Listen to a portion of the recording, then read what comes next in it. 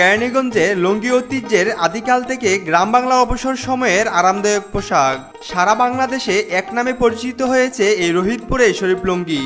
ধীরে ধীরে এই লুঙ্গি এখান থেকে ছড়িয়ে গেছে দোহা, নবাবগঞ্জ, নরসিংদী, পাবনা সহ দেশের বিভিন্ন স্থানে। তো আজকের এই ভিডিওতে রোহিতপুরে শরীফ লুঙ্গি কিভাবে তৈরি করা হয় দেখাবো সম্পূর্ণ প্রসেস।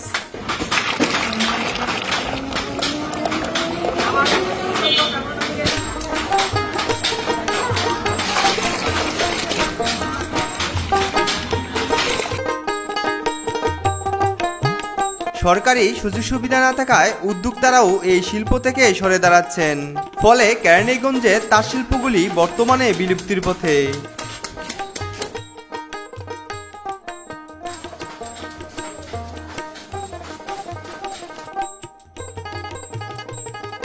এক সময় এ গ্রামের ৩৫০০ তাঁত শিল্প ছিল, একাধিক নারী পুরুষের কর্মসংস্থানের ব্যবস্থা ছিল, কিন্তু কালের বিবর্তনে দিন দিন হারিয়ে যাচ্ছে এই কুটির শিল্প।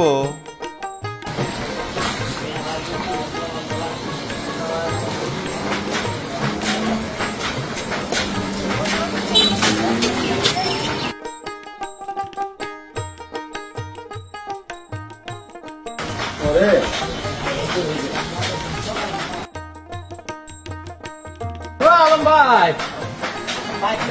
Bike night.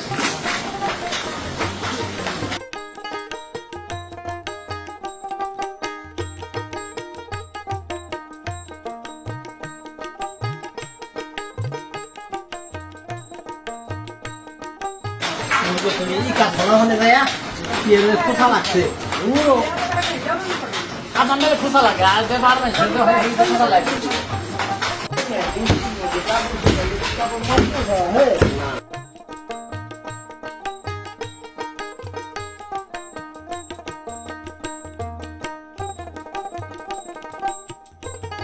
কেরানীগঞ্জে রামের কান্দার রোহিতপুরে তাঁত শিল্পগুলি খটখট শব্দে আশেপাশের কয়েক গ্রাম শোনা যেত।